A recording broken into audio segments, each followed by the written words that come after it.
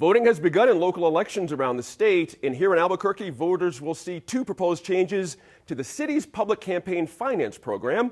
One of them is a voucher plan the city calls Democracy Dollars, in which voters would get $25 to assign to the publicly financed mayoral candidate of their choice.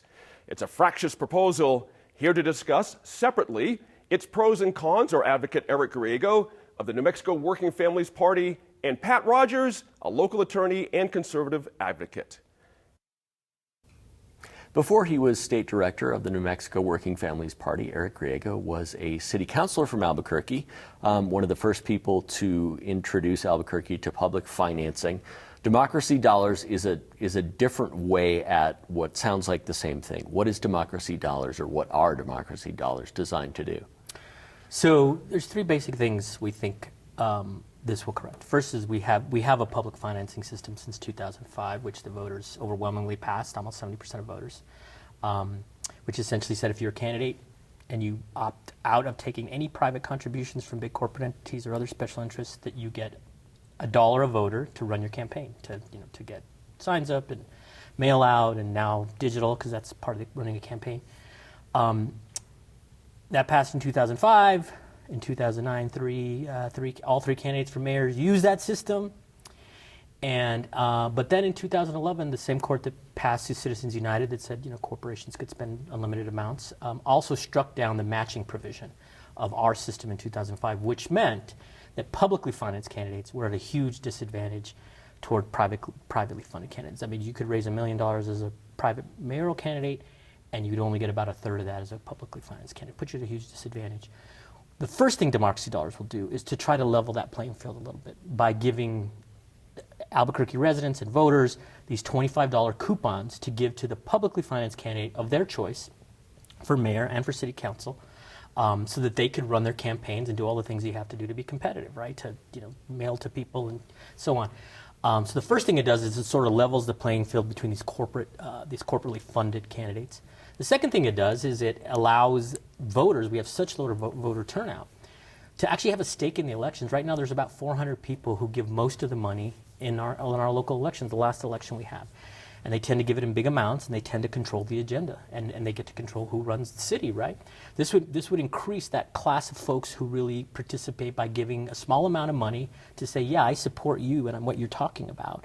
And if you reject private money, then I'll give you this $25 coupon so that you can, buy signs or mailers or do whatever you need to do to be competitive with your privately financed opponent. So the second thing it does is it allows voters to sort of participate, not just by voting, but by being more active in a campaign. And the third thing it does is it invites people who have been totally sort of disinvested, disenchanted with our politics to think about actually running, whether or not they're rich or have a huge network or have a huge name ID. It actually becomes viable now for more people who haven't been interested in politics to actually run, because they could work hard. They don't have to take a bunch of corporate money. They can actually go out and hit doors and ask people, hey, I want to do this. Will you support me? I'm a publicly financed candidate. And they can actually have enough to be competitive with the privately funded candidates that we currently have in our elections. It's a $25 voucher. It's not just registered voters who would have access to this. Explain that to me.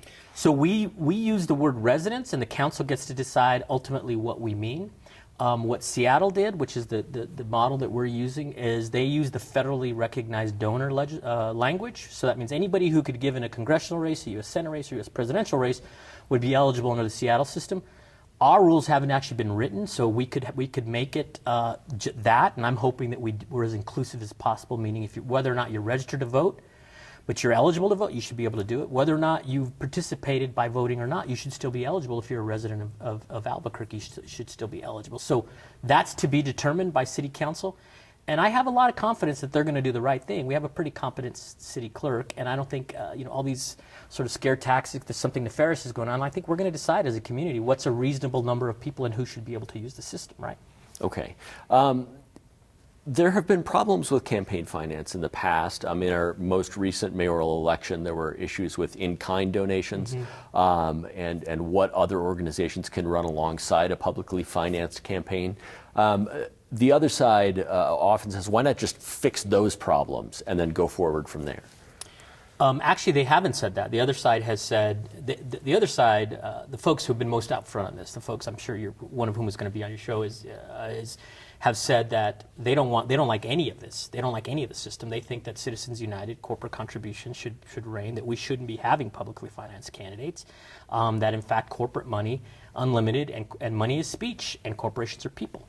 We don't believe that. We believe that average residents and voters should have as much of a say as possible in their elections. So the Proposition 2, which is democracy dollars, doesn't address any of this. There's another proposition that tries to fix some of that, and I think it does a good job. We're supporting it, but that's not what democracy dollars does.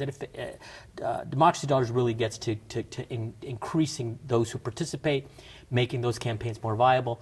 So I actually think it's not an issue of tweaking this. I think the folks who are against this are very happy with the status quo, with about 400 people in Albuquerque determining who runs the city, and they mostly $1 out of $4 spent in private campaigns comes from real estate and development industry. So it's the folks who have a direct interest in how the city grows, how the city's run, and who gets the contracts, who've really been the dominant force in funding our elections. We're trying to change that, and democracy dollars is really about bringing people to the table to support candidates and make them more viable. I've heard them say that it's going to cost more to administrate. If you get $1, it'll cost $1 to administrate it. Push back against that. That hasn't been the case. All I can say, as you mentioned, I was the sponsor of the original legislation in 2005. That hasn't been the case. We have a fund now that's completely solvent and has never been insolvent. It's getting north of $3 million now, and it's been around for 14 years now, and it's still heavily in the surplus. We've had very competent people running that fund. We can always use more transparency, more accountability, and we're all for that. We want this is taxpayer money. We want it to be run and administered as transparently as possible. But for those who say that somehow this is going to be depleted or it's going to spend all our money, what they're really saying is the current corporate-dominated, unlimited sort of corporate power is the way we should run our elections. And for all the community groups that are behind this, we're saying there's another way to do this. It's much more democratic, much more inclusive, and will increase voter turnout, and it'll change the people who run. It won't be the same old sort of powerful people who can run. Hopefully we'll see some younger people, some people of color, more women, more people who haven't been as active in politics think about, hey, this is something I can do. I don't have to be a millionaire, and I don't have to have a bunch of rich friends to do this. I can actually run for office and make a contribution as an elected official. We only have about 30 seconds left here, but one of the provisions would give the City Council leeway in sort of administering this program. Why give them that instead of taking it back to voters if something doesn't work?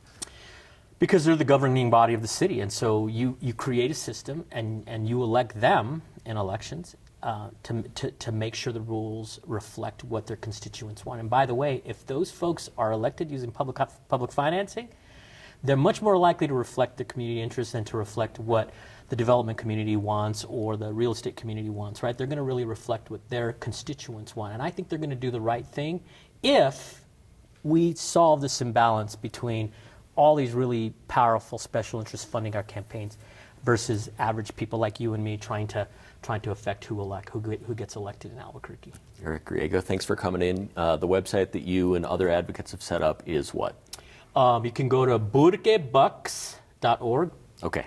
That's a great website. You can find out all you need to know there. Or the city clerk's website at cabq.gov. Great. Thanks, Eric. Thank you. Pat Rogers is a local attorney and speaking with us on the other side of the democracy dollars debate. Pat, thanks for coming in, first of all. The goal, as expounded by the proponents, is to increase participation, and that is both in terms of turnout, voter turnout, and the number of candidates running. They say it'll bring a different sort of person to the race. What do you see that either doesn't ring true in that or is problematic about that? Well, I think ideas should be judged on results, not on intentions or not on feelings. And what has been established in the Seattle experience is that this isn't bringing new or different people to the race. This is rewarding people who are already incumbents, already organized, and have the ability to command armies of people to harvest these democracy dollars. This will not assist that heroic individual figure that they portray. The city of Seattle has studied its own plan, and granted, they only have one election. They're in the midst of their second one right now. But it does look like 2017 they had 15 candidates. 2019 they have 72. I mean, that seems to be a pretty marked increase there. And again, it's the results and not the intentions. What the Seattle Times reported was exactly that result, and that is only the people who are organized and capable of sending out people to harvest these vouchers are advantaged by this. The people who are not are ultimately disadvantaged. So you may get more candidates, but it's the people who are backed by the existing organizations, the same organizations that have pushed this from the beginning, the same organizations that will be empowered by this. They will be selecting the candidates that effectively have a chance in the race. And you've said elsewhere that you feel like this favors those organizing groups. Here in Albuquerque, they tend to be left-leaning groups. Is there also not a return to sort of traditional campaigning, to door knocking or greeting people outside of grocery stores, things like that? Absolutely not. I mean, some of the misinformation out there is that the candidates will collect these vouchers. That's not the way it's written. That's not the way it's going to work. This isn't a case where candidates are going to be encouraged to go around and gather these vouchers. It will be done by these existing entities, Progress Now, Olay, unions, working families, and the entities that already have staff. They're already in the field now. They have spent, as of October 18th, they have spent $450,000. They've reported that much. I think it's actually more than that. This is through campaign finance reports here. That's right. Okay. The public reports for starting in 2018 on Democracy Dollars to get big money out of politics. They have spent $450,000 with the most intense 3 weeks to go. Okay. Campaigns, though, aren't they set up to do the same thing? You know, you talk about sort of the importance of a ground game for a mayoral race or something like that. Wouldn't those entities be able to gather signatures on, you know, I should say they do it for publicly financed candidates when you have to qualify. They're able to do that. I mean, is there some sort of high bar here that would prevent a candidate from gathering democracy vouchers? Initially, it's going to be an incredible incentive for people, and that's why the cost is going to skyrocket. The cost of this is going to bust the budget significantly and going to cause a tremendous amount of tax dollars to go to fund speech that people may not agree with. In other words, why should your tax dollars go to fund speech that you don't believe in? And that's what's going to occur here. And it's going to be an incredible amount of money, far beyond anything that's existing or budgeted.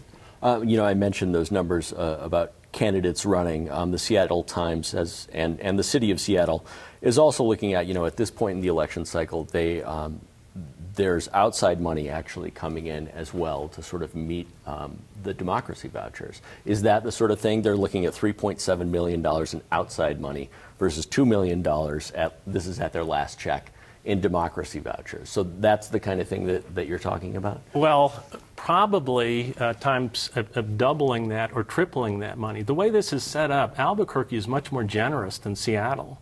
I mean, our existing public financing is already wasting an incredible amount of money. And the two propositions are going to increase that by 75% right off the bat. Then Democracy Dollars has the chance to double that. And so you're looking at, I believe, a minimum of $10 million, as much as $18 million in the total cost of this. Because, as the Seattle Times reported, it's not just this tremendous amount of money going out the door to candidates, but it's a dollar for dollar in the administrative effort to police this. One of the problems that people ought to be aware of is Google Seattle Democracy Dollars and fraud. This program is going to significantly increase the opportunities for fraud in our system. But doesn't Seattle demand that people give those, they sign those democracy dollars directly to a candidate? So they have to assign them to a candidate. They can't use intermediaries, or is that not the case? No, they're harvested in Seattle as well, but you look at what happened in 2017 after the last election under our current public financing. The Albuquerque Journal said maybe it's time to trash public financing. And they said that because of the fraud that had been established in that election. The present fraud with regard to the collection of dollars and how that's done, and the cheating and the conduct that went on after this occurred. This doesn't limit in any way the private funding. And so the mayor, who collected more than $500,000 in that campaign, 2017, is now going to be eligible to get $880,000, and there are no limits on the private money that the independent political or measure finance committees collected on his behalf, more than $1 million. So this is going to inject an incredible amount of money into the system, tax dollars, all under the argument that we're going to take big money out of politics. It is Orwellian, as are many of the claims that the advocates are making. We just have about less than a minute left here.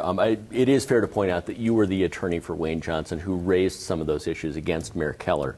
But you've also expressed concerns about the kinds of people who are going to be able to use democracy vouchers or democracy dollars.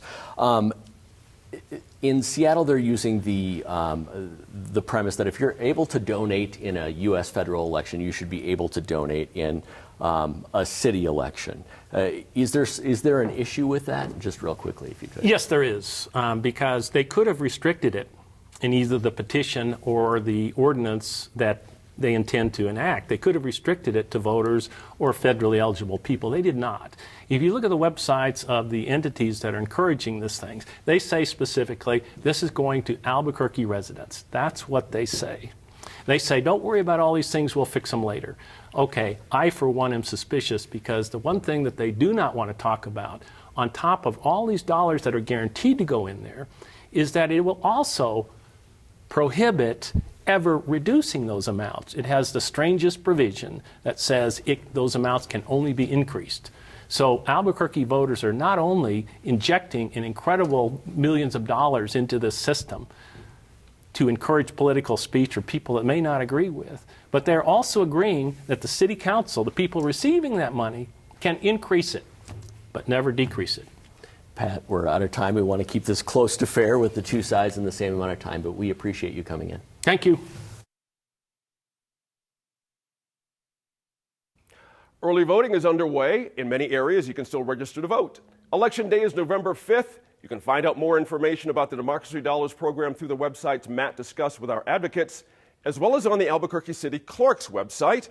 We'll have all those links on our page, NewMexicoInFocus.org.